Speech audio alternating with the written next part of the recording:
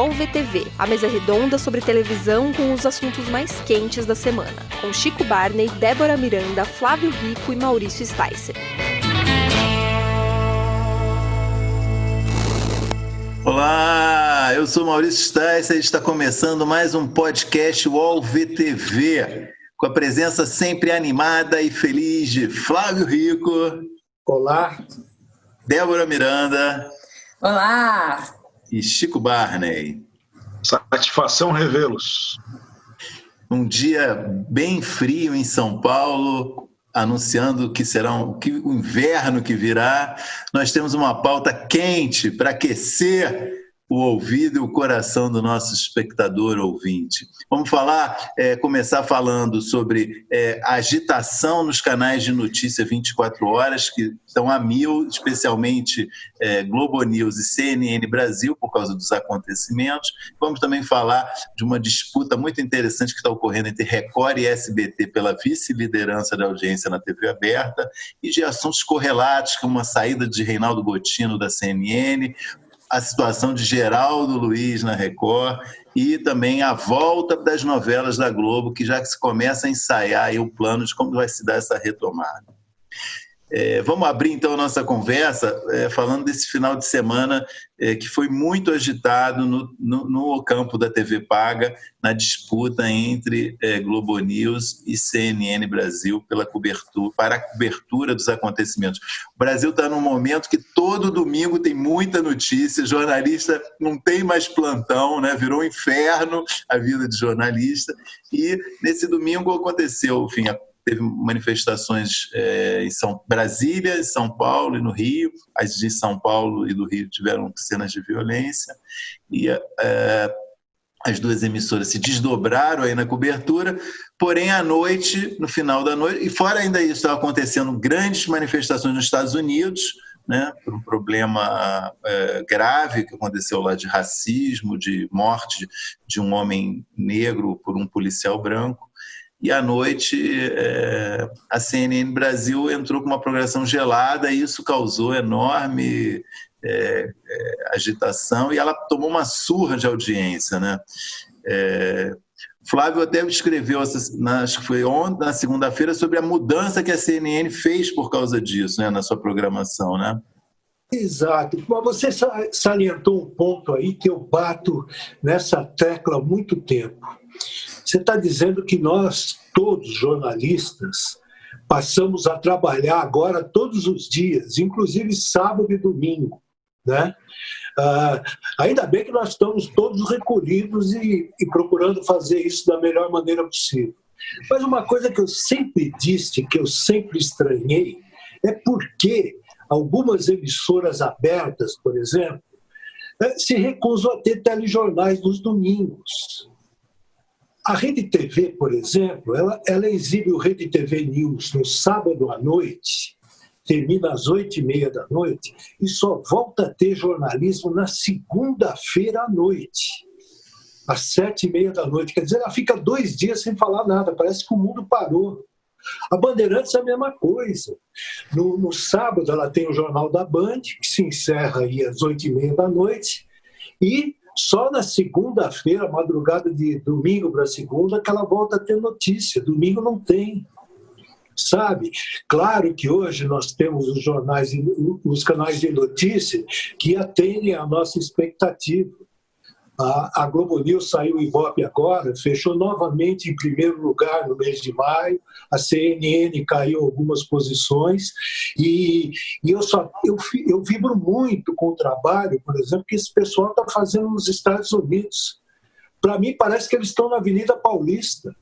Na segunda-feira, o Trump sai da Casa Branca e se põe a andar na rua, vai parar na porta de uma igreja que foi atacada pelos manifestantes, e os cinegrafistas ali atrás mostrando e tal, os repórteres da Globo News entrando junto com os manifestantes, andando pelas ruas junto com os manifestantes, parecia a Avenida São João, né? Manifestações, o trabalho parece que está acontecendo tudo aqui, eles estão fazendo tudo aqui, sabe? Louvável o trabalho desses repórteres que estão lá, estão botando a cara na rua, estão fazendo um trabalho que atende inteiramente a nossa expectativa. Fiquei um pouco decepcionado na cobertura de domingo, aqui na Paulista, por acaso, entendeu? As imagens foram geradas, tanto por o CNN como por Globo News, só que na hora de ouvir os deputados, eu acho que tem que haver um certo equilíbrio, entendeu? Teve um repórter da Globo News, lamentavelmente não lembro o nome dele agora, ele estava do lado da polícia, parecia que ele estava com medo de entrar no meio da questão, sabe? Se colocando como um PM ali. E nada, ele é repórter, ele é jornalista, ele tem que falar dos dois lados, o que está acontecendo ali, entendeu? Então, essa cobertura de domingo me deixou um pouquinho, sabe, insatisfeito. Poderia ter sido melhor. A Globo News no domingo foi muito interessante, isso que o Flávio falou, porque na transmissão ali daquela briga de polícia, manifestantes que aconteceu, a Globo News tinha meio que 3 narrativas paralelas acontecendo. Tinha análise ali da Natuzaneri e acho que da Júlia do Alib, questionando até o secretário de Segurança de São Paulo, tudo, fazendo perguntas muito relevantes, muito cabíveis a respeito do estopim, de como tinha começado aquilo. Só que na paralela estava rolando a transmissão ao vivo ali do repórter na própria avenida, que a gente via que era um negócio meio desconectado da realidade até, assim. Eu até fiquei meio preocupado porque não fazia sentido. Ele falando que os policiais estavam, enfim, se defendendo do ataque cruel ali dos manifestantes que estavam tomando porrada no final das contas. Então isso foi meio esquisito, porque o que estava rolando no estúdio e o que estava rolando com um dos enviados especiais lá diretamente da Paulista ficou um pouco desconexo. Isso foi curioso isso.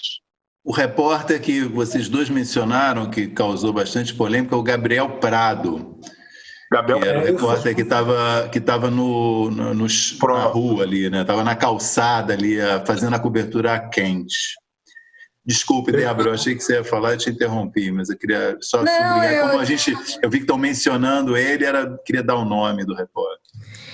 Eu vim acompanhando desde sábado, eu passei quase o dia todo assistindo, e à noite também, até bem de madrugada, assim, até por causa das manifestações nos Estados Unidos também.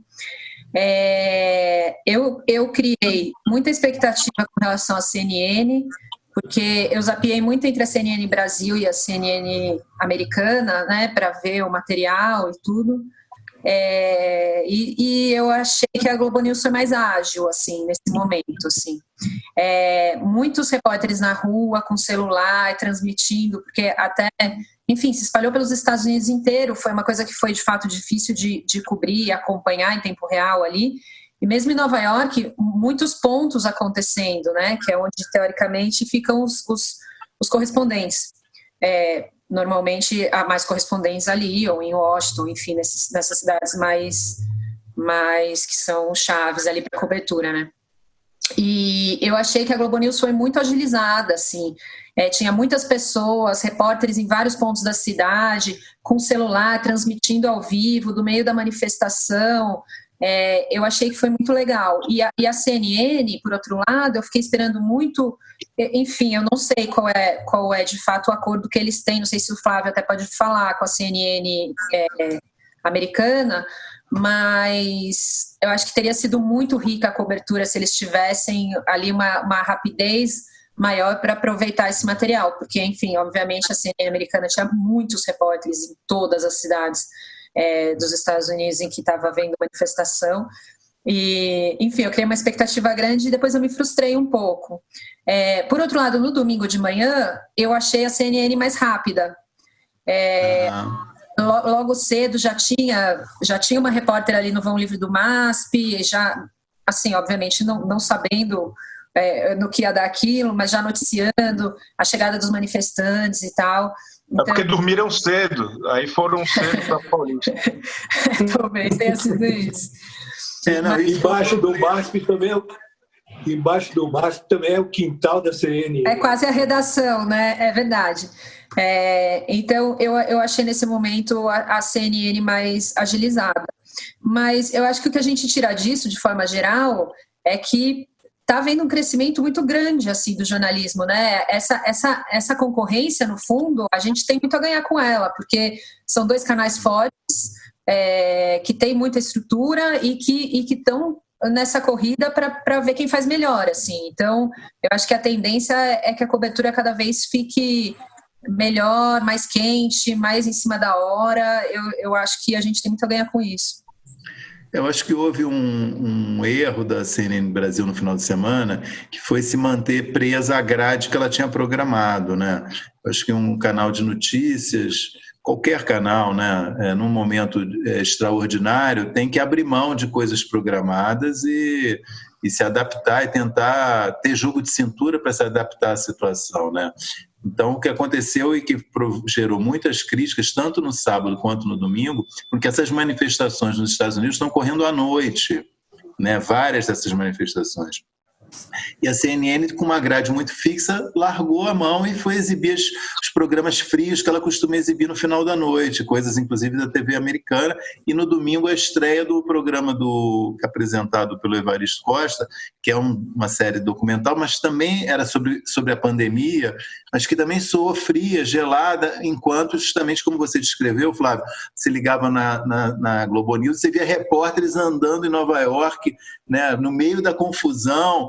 Aí ficou uma coisa muito explícita dessa, né, que houve falta de jogo de cintura da CNN. E tanto, né, como você noticiou, na segunda-feira eles estrearam um programa noturno, né, apresentado pela Carol Nogueira, né, é isso? Não quero também cometer nenhum erro aqui. Carol Nogueira, exato. Sobre justamente os protestos nos Estados Unidos. Então, eu acho que também reagiu rapidamente, né? No fundo, não falou que errou, mas é um reconhecimento, né, de que houve um erro, né, no final de semana. Eu acho importante isso também. Né? Deu uma vacilada, mas logo, segunda-feira já estava quente, enfim, eu acho que esses são momentos que eles também estão aprendendo, né? Uma TV que está no ar só desde março, né? Março, abril, maio, 3 meses e pouco, indo para o 4º mês, né? Então, enfim. E uma coisa que a gente já tinha criticado no começo também, né? Desculpa, Chico, só um minutinho. Quando eles começaram, lembra? Porque logo que a CNN estreou no olho do furacão ali, e eles, num primeiro momento, também insistiram nesse conteúdo que eles tinham preparado, que era um conteúdo especial, mas era um conteúdo frio.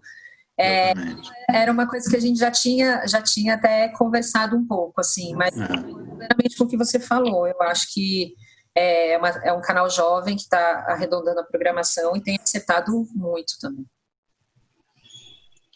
E essa estreia do programa ontem, foi interessante, que lembrou os bons tempos de briga de Record com o Globo, porque assim que terminou o Jornal das 10, terminou também o ao vivo da CNN, num sentido meio que de então tá feito, tá pago, como diz a turma da musculação. Então isso eu achei muito interessante, porque os caras estão de olho ali é o ratinho de olho na Globo.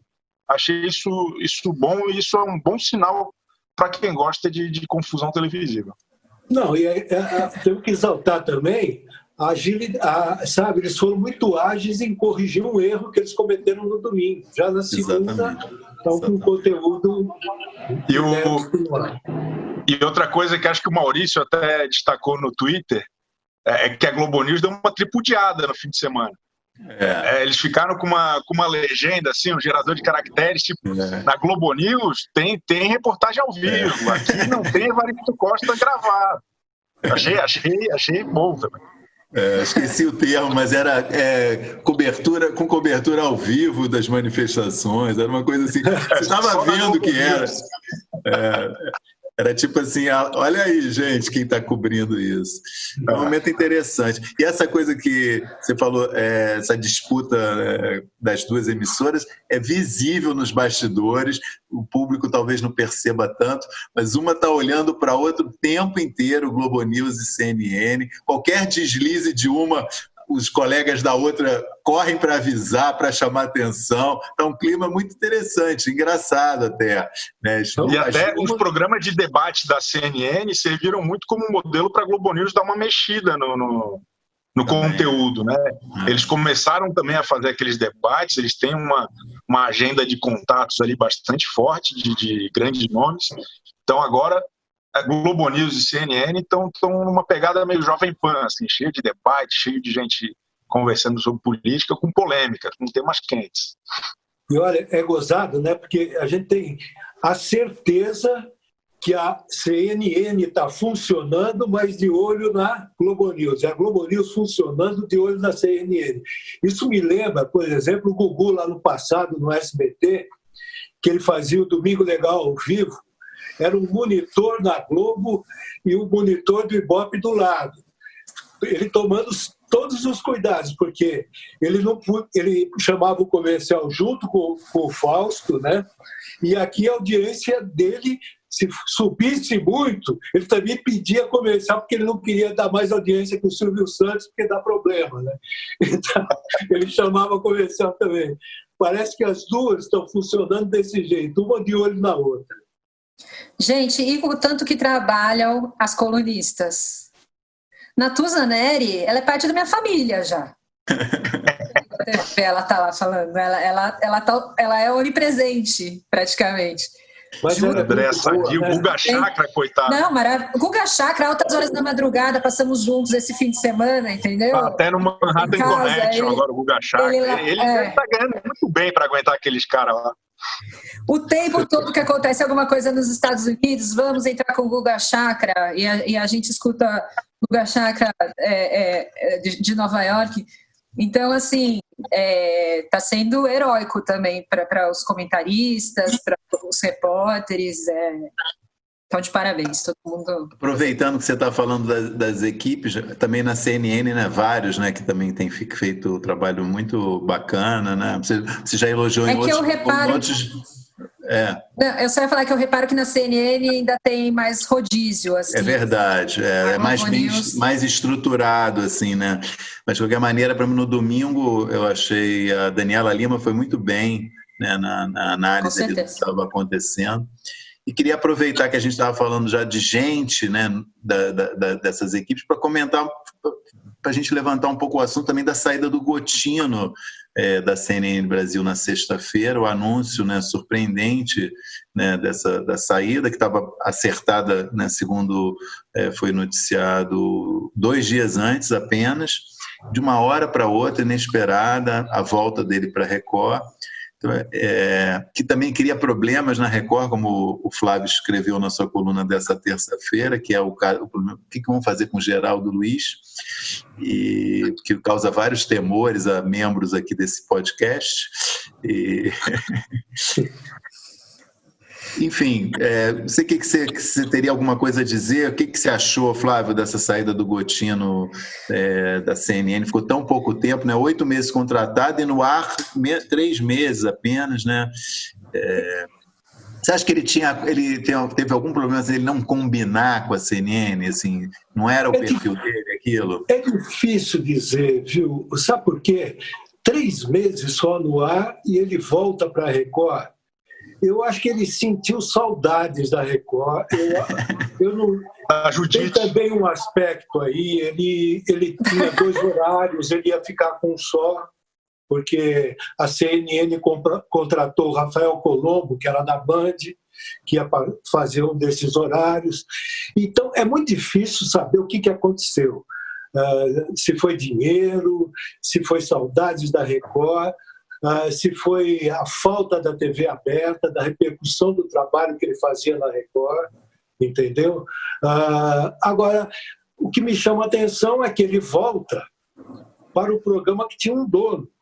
Até então tinha um dono, que era o Geraldo Luiz. Ele por acaso, não está no ar porque ele está confinado, tem problemas de saúde, é do grupo de risco, não está apresentando o programa.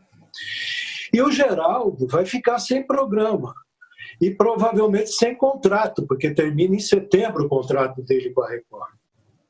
Então, o que vai ser do Geraldo Luiz é a pergunta em questão.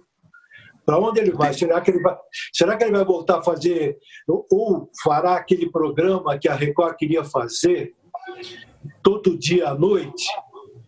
Eu não sei se eu sumi, mas é que estão ligando aqui. Você sumiu. Sumiu, Flávio.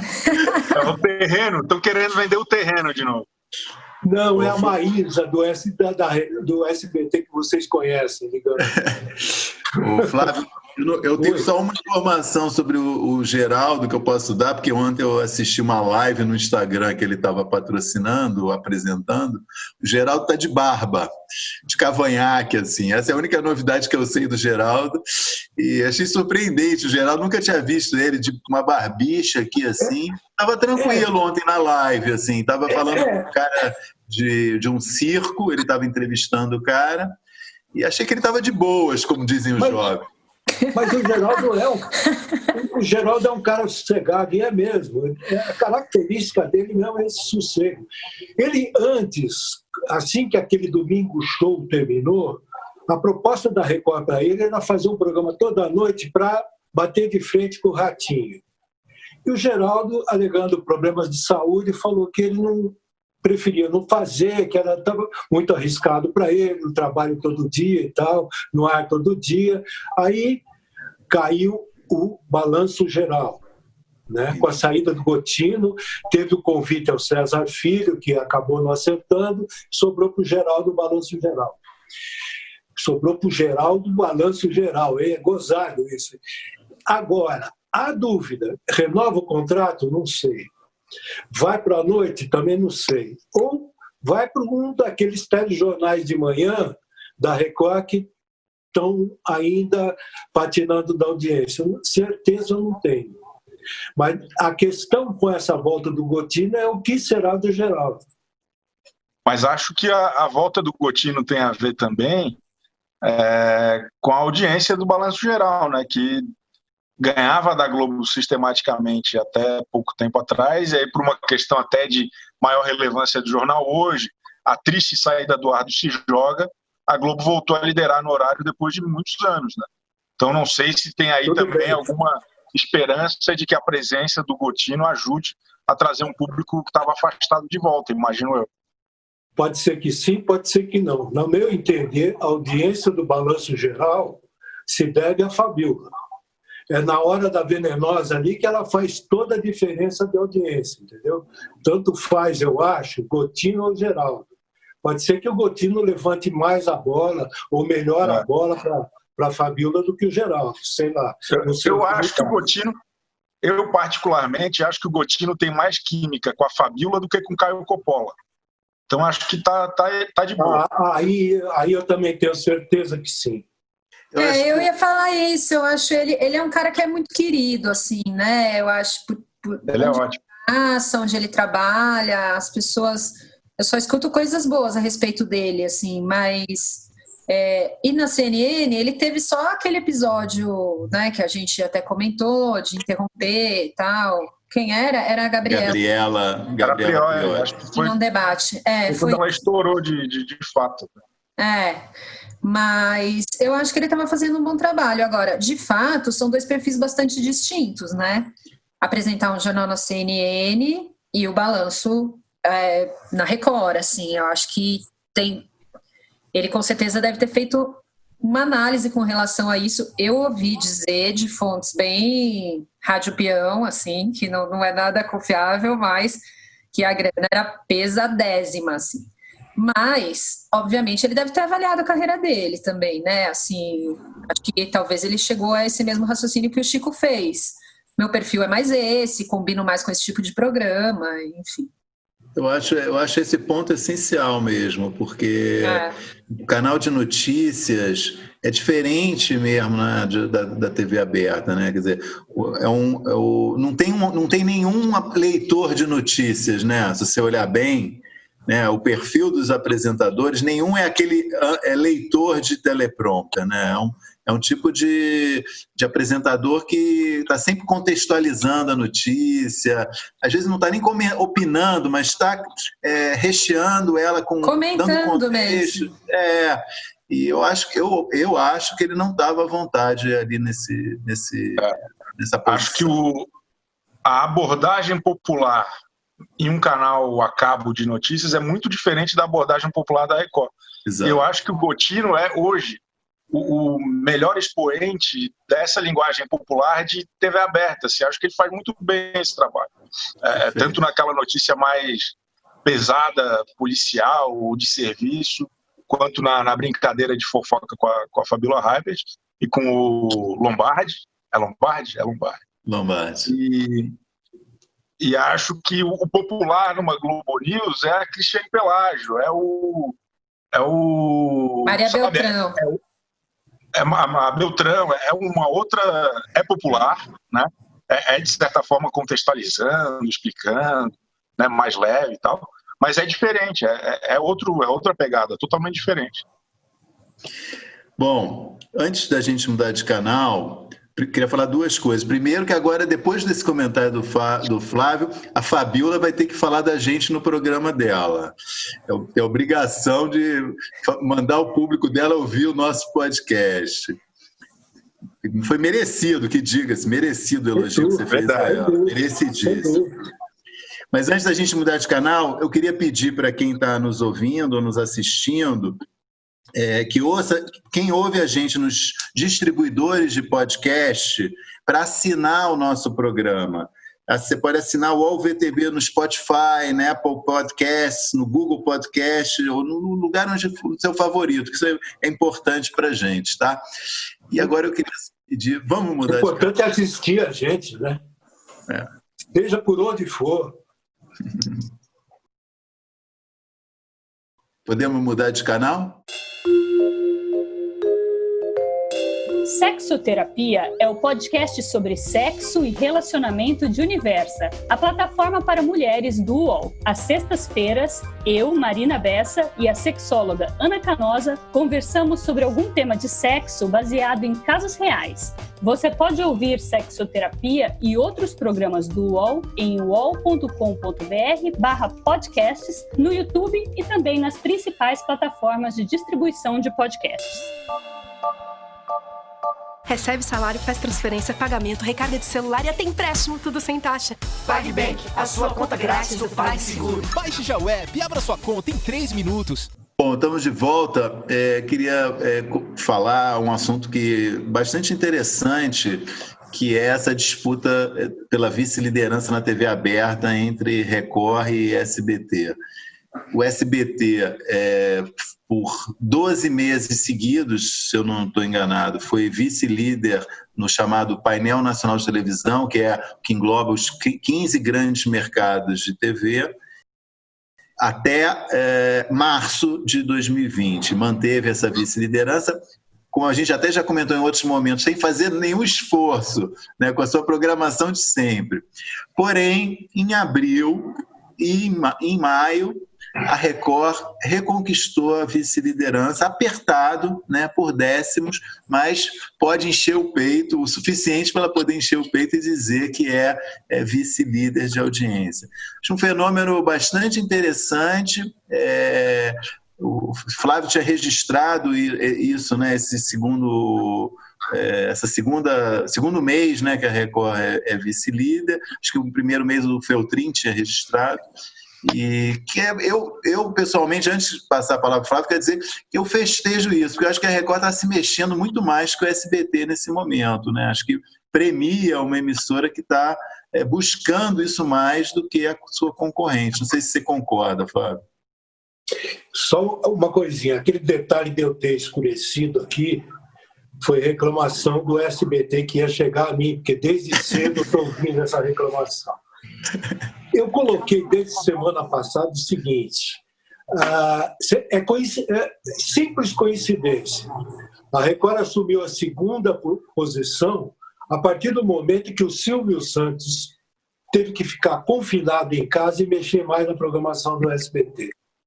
Ele trocou focalizando por triturando, aquela luta livre vai e volta daqui para lá, entendeu? Então, Primeiro impacto à tarde.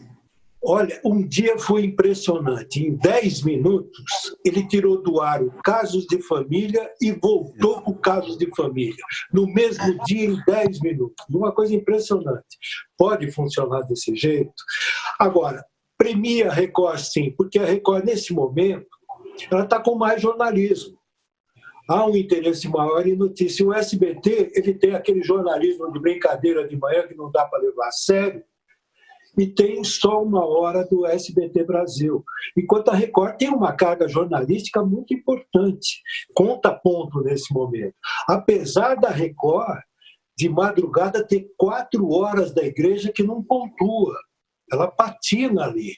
Então, a competição, programação contra programação, tirando a igreja do lado, a Record está mais distante. Entendeu? Ela está com uma diferença muito maior no ar. Não tivesse a igreja, ela estava disparada ali no segundo lugar. E premia, realmente, um momento de maior investimento na programação, maior investimento na produção, mesmo cometendo ainda alguns errinhos, como aquele negócio de troca programa, lança programa, tira de dia, põe de... que isso não funciona em televisão. Já dizia o sábio Boni lá atrás, televisão é hábito. Tem que fazer o telespectador se acostumar em ver aquele programa naquele momento, naquele horário, naquele canal. As mudanças que o SBT faz, o Silvio Santos, como diretor de programação de qualquer outra emissora, ele já tinha sido mandado embora há muito tempo. É que o SBT é dele. Ele erra à vontade, entendeu? E não acontece nada. Mas ele, como diretor de programação, ele é um excelente animador. E o que é mais interessante é que, teoricamente, o SBT seria o menos afetado pela pandemia, porque quase não tem coisa nova. A novela está no ar há 12 anos, o resto é reprise de novela mexicana. Não tem muita novidade ali que, não, tivemos que pausar a produção. Se colocar ali um monte de reprise de Silvio Santos, de Ratinho, muita gente nem percebe que é reprise, porque é sempre igual. Então, me causa espanto essa queda do SBT. Realmente são esses Silvio Santos brincando de TV, né, como vocês falam sempre. E me causa espanto, até porque a Record, eu não classificaria como errinhos. Eu acho que tem erros graves. Assim, a escolha das novelas da Record é um escândalo. O que a Globo fez para escolher a novela das 7 e das 8, das 9? Ela pegou as maiores audiências recentes e reprisou. Né? É o lógico. Eu, que não sou o cara mais brilhante do mundo, eu pensaria nisso também. O que a Record faz? Pega um fracasso monumental como o Apocalipse, que não só foi um fracasso, como ainda é um negócio baixo astral nesse momento em que o mundo está de fato acabando. Ele podia estar melhor, né? Reprisa aquela novela do Marcelo Serrado, de 2005, reprisa a do Moisés pela 1000ª vez, sei lá. Mas acho que tem erros aí até dantescos que ainda assim está se dando bem. Que bom. Eu não me conformo com o Apocalipse, eu quero dizer isso. Eu acho que não tem uma coisa mais de mau gosto do que nessa época da vida tá passando Apocalipse numa TV, gente. Não tem, descolado da realidade, sei lá, não me conformo. Agora, o que eu acho, eu concordo com o Chico, não vejo pequenos erros e nem muita qualidade, assim. Eu acho que no fundo ganhou quem está fazendo alguma coisa, porque o SBT saiu de férias em dezembro, sei lá, em janeiro, começou a reprise e continuou de férias até agora. Estamos em junho e eles ainda estão lá do mesmo jeito, né? Nunca voltou, continuou a programação muito parada, estagnada. O jornalismo, quando tenta fazer alguma coisa, sempre acaba vitimado por essas alterações de humor aí. Então, no fundo, ganhou quem tá fazendo TV. Acho que tem erros graves na Record, mas é quem tá fazendo alguma coisa ainda, né? Entre esses dois canais, obviamente. O SBT voltou agora, começou a estar com programas novos, o De Noite, do Danilo Gentili, né? Foi essa semana, né? E eu acho que o Ratinho também agora está com um programa, está retomando com um programa. Acho que o Portiolli está com algumas coisas novas também. O Portiolli tem uns trechos inéditos. Tanto gravações em estúdio, quanto coisas que ele está produzindo em casa. Assim, é bacana o movimento. E também estão reprisando aquelas coisas clássicas, né? Chaveco, passo a repasse. Eu queria só fazer uma observação sobre o jornalismo da Record, que o Flávio também mencionou, que eu acho que tem uma coisa a observar, assim, tem um investimento muito pesado em jornalismo policial, né? Quer dizer, o Cidade Alerta fica horas à tarde, levanta muito a audiência da Record, e ela emenda com o Jornal da Record, ou a Cidade Alerta emenda com o Jornal da Record e continua. O Jornal da Record tem, eu acho, uma duração de 1 hora também, um pouco menos. Os primeiros 20, 25 minutos é só jornalismo policial. O mundo pode estar acabando em Brasília, que não importa para o Jornal da Record, é só polícia, polícia, polícia. Aí lá no meio do telejornal que começa, enfim, a tratar de problemas, enfim, crise política, crise, pandemia, etc. Então tem eu acho que isso eu acho importante pontuar, que eu acho, a meu ver, eu não gosto disso, né? Acho que tem um excesso, né? É uma coisa fácil fazer isso, né, jornalismo policial. Tem de caso policial acontecendo o tempo todo, né? E eles emendam um caso atrás do outro, uns casos remotos, sabe? Casos pequenos, o que está acontecendo em Pelotas, no Rio Grande do Sul, outro caso insignificante que aconteceu numa pequena cidade no Ceará, enfim, né? Tem um exagero claro aí nisso, e eu acho que isso levanta a audiência. E não enche o bolso, né? Porque é o tipo de programa que acaba tendo patrocínios mais tímidos aí, né? Ajuda a ter uma média melhor na hora de vender o PPT na agência, mas aí o financiamento maior vai para esse trecho mais premium aí de Jornal da Record. Flávio, um último assunto que a gente tinha combinado de conversar, que você poderia contar algumas novidades aí sobre uma coisa que muita gente pergunta, muita gente está ansiosa, que é a volta das novelas da Globo. Já é uma coisa um pouquinho mais clara sobre isso? Perfeito. Na sexta-feira passada, o Jorge Nóbrega, que é vice-presidente da Globo, ele fez uma videoconferência com todos os funcionários da TV Globo, colocando a TV Globo no momento atual, o que está acontecendo, quais os planos para daqui em diante. Então, a Globo pretende voltar, primeiro com Amor de Mãe, em julho, começa a produção, trabalha na primeira quinzena, gravações na segunda quinzena já de julho, para a novela voltar com capítulos inéditos na segunda parte dela, em setembro. Mas alguns cuidados serão observados nessa volta das gravações, porque nós ainda estaremos vivendo a pandemia. Então, troca de roupas serão diminuídas, haverá um maior cuidado com o negócio de maquiagem. A gravação ela vai obedecer roteiros mais estabelecidos, com os núcleos vão gravar em horários e dias diferentes. Quer dizer, vai dar um trabalho maior para o autor, para o próprio pessoal que faz o roteiro, para estabelecer essas gravações, entendeu? E depois vai ter que juntar tudo na edição para colocar no ar em setembro. Eu acho que a Globo está dando esse tempo para poder se acostumar a uma nova linha de trabalho, uma coisa que ela ainda não conhece, ela vai colocar em prática agora, sabe? Os atores contracenando com certo cuidado e tal. E das novelas, esse assunto coronavírus, em algumas será colocado e em outras não. Eu queria lembrar que nessa segunda-feira o Daniel Castro, no Notícias da TV, entrevistou um importante executivo da Globo da área financeira, que confirmou que vai haver cortes agora no mês de junho na Globo, né? Então isso também, nesse meio desse processo, eu imagino que esse vai ser um mês com notícias ruins, de desligamentos, encerramentos de contrato, etc. E, ao mesmo tempo, com essa ambição de retomada de produção, né?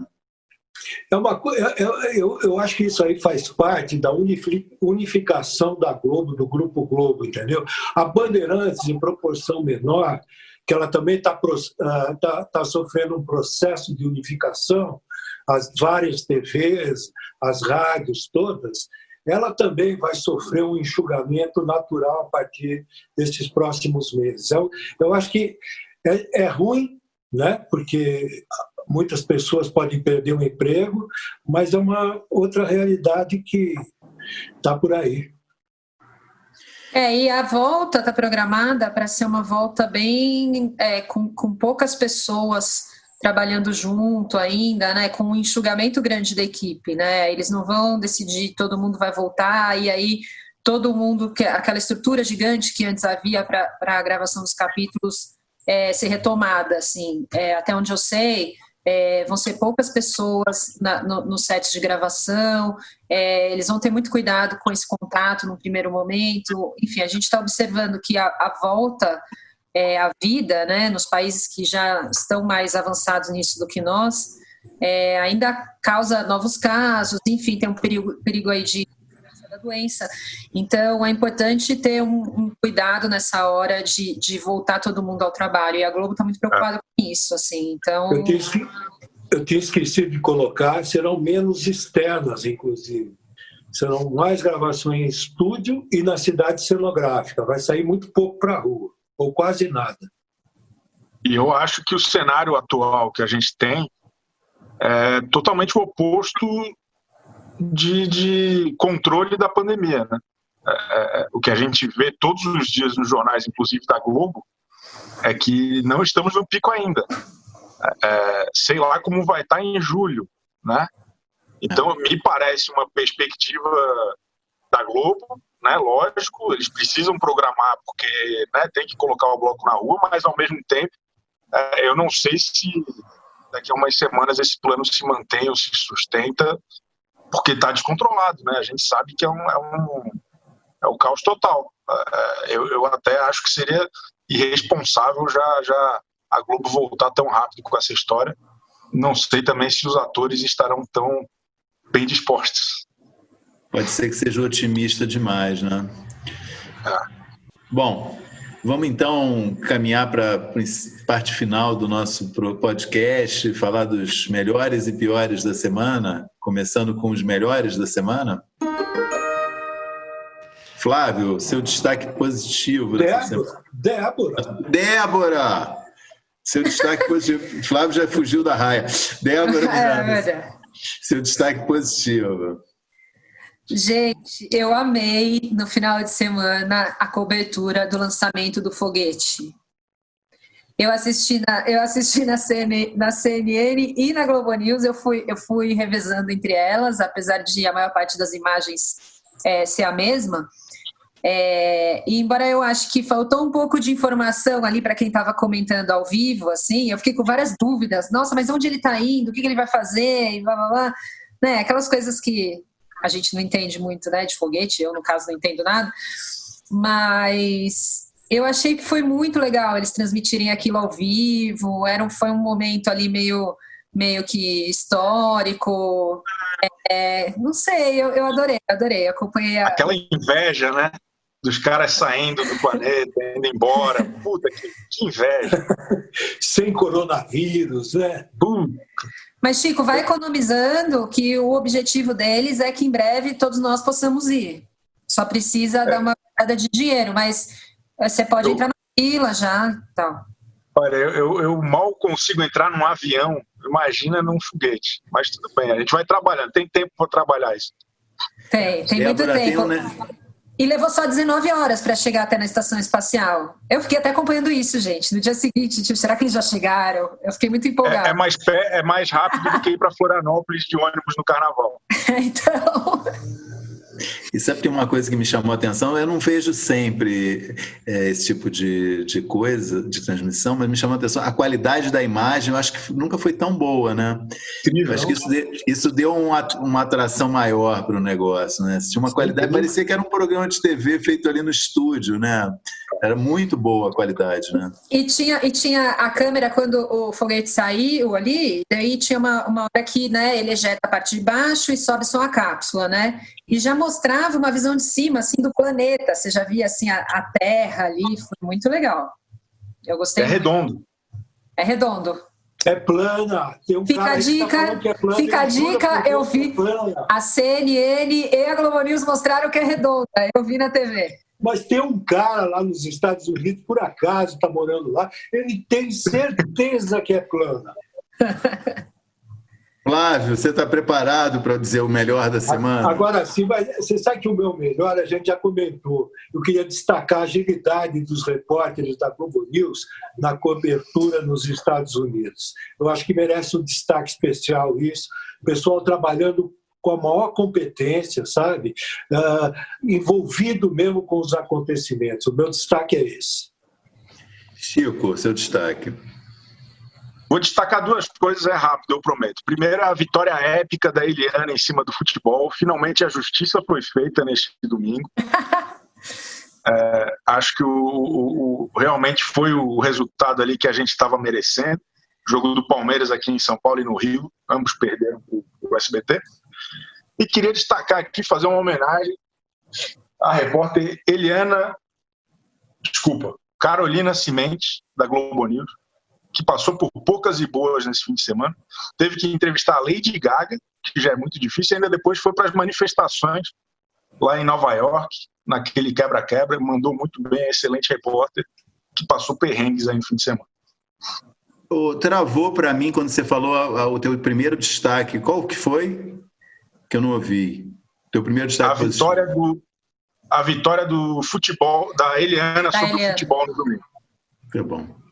Bom, eu ia destacar esse. Bem que eu desconfiei que você estava falando isso, mas que travou bem na hora que você começou a falar para mim. Eu ia destacar também meu ponto positivo. A Eliana, então, para não te repetir, eu vou dar como destaque positivo um momento, final da semana passada, não sei se foi quinta ou sexta, que o William Bonner explicando, apresentando o perfil dos investigados aí pelo inquérito das fake news, apresentou um deles como um defensor da Terra plana. E a apresentação que ele fez, ele acredita que a Terra não é redonda, a Terra é plana. O momento dele no ar foi muito bom, bem divertido. Ele claramente estava tirando uma onda, foi muito bom. Vamos então aos piores da semana. Débora, seu destaque negativo. Eu não curti o Lobão ontem no Roda Viva, não.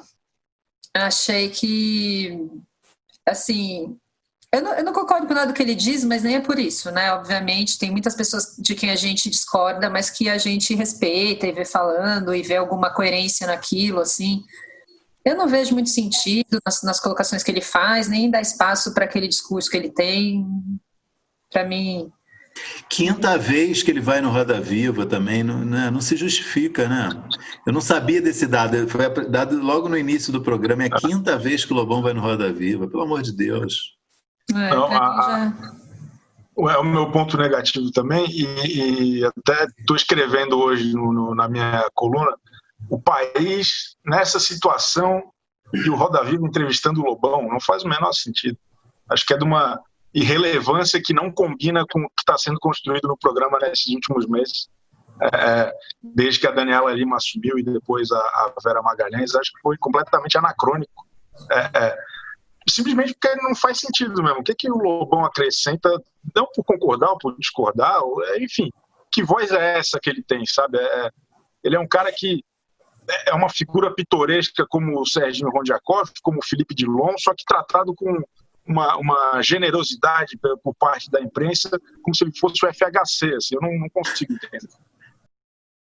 Eu me coloco do lado de vocês, mas o meu voto negativo é para o futebol na Globo de domingo. Aquilo está derrubando a programação. Reprise de jogo velho, não tem nada a ver. Deixa nos canais fechados. Eu entendo que a Globo, por razões comerciais, porque ela vende o futebol, ela tem que entregar um número X de jogos por ano, ela está fazendo isso. Só que, para o telespectador, isso não significa nada. Tanto é que nós vimos a audiência desastrosa de domingo. Não vai melhorar. Jogo velho é jogo velho. O Sport TV está fazendo isso. Melhor deixar só lá. Mas o que eles poderiam fazer? Talvez um programa esportivo? Um programa esportivo, uma coisa mais viva, entendeu? sabe? A Globo tem uma equipe esportiva da maior qualidade. Faz uma edição 2 do Esporte Espetacular, ou tenta colocar o assunto futebol ali. Já voltou. Bota os caras famosos jogando. Já voltou. Eu acho que o próximo domingo deve ser o último, né? Que eles mostraram jogos já de 3 grandes clubes de São Paulo, 3 do Rio. Acho que no próximo domingo é o último. Vai mostrar no Rio o Botafogo e Santos, que foi 1-1, que o Botafogo foi campeão brasileiro, e em São Paulo vai mostrar Santos e Corinthians, um jogo importante do Santos, enfim. Provavelmente a audiência vai ser a mais baixa.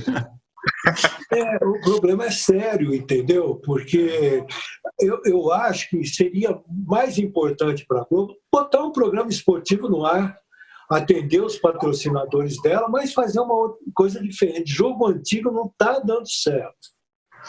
Bom, meu destaque botar os famosos jogando FIFA Soccer, jogando videogame, chama o Neymar para desafiar a galera para jogar videogame, sei lá. Acho que ficou comprovado que existem 10 jogos de futebol para mostrar, relevantes. O resto ninguém se interessa, é coisa de aficionado. Não ficou comprovado nada disso, gente. Ficou comprovadíssimo. Não ficou. Você está se referindo claramente ao jogo do Corinthians, que deu uma ótima audiência, é verdade. Ai, gente, mas saudades de futebol, hein? Poxa. Tá bom. Os caras foram até fazer manifestação de tão ruim que estão os jogos domingo. A galera foi para Paulista brigar com a polícia. Meu destaque negativo vai para um negócio que a gente já falou aqui, que foi o domingo à noite da CNN, a estreia mal colocada no horário do programa do Evaristo, né, num dia ruim, enfim, foi nada contra o programa, nada contra ele, mas foi um erro de programação ali, não ter tido percepção de que ninguém estava interessado em ver um documentário. Quem estava na TV paga naquela hora não estava interessado em ver um documentário, né, sobre pandemia apresentado pelo Evaristo Costa. As pessoas estavam querendo notícias sobre que o mundo estava desabando, os Estados Unidos estava pegando fogo, enfim, esse é um erro, mas já corrigido. E vamos então à efeméride da semana com Chico Barney. Homenagem.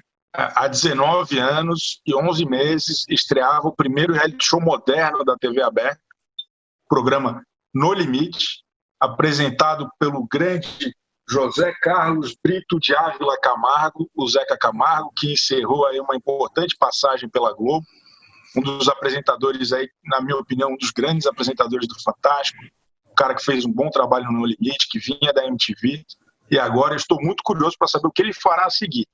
É um colunista de jornal que eu gosto muito e estava sentindo falta até dele fazer coisas mais relevantes do que aquele programa xarope de sábado de manhã da Globo. Ótimo registro, salve o Zeca Camargo. E com isso acho que a gente encerra esse podcast. Obrigado, Flávio, Débora, Chico. Obrigado a quem nos ouve, assiste. Até a semana que vem. Tchau. Tchau. O AlvTV tem a apresentação de Chico Barney, Débora Miranda, Flávio Rico e Maurício Sticer. Edição de áudio João Pedro Pinheiro e coordenação de Débora Miranda e Juliana Carpanês.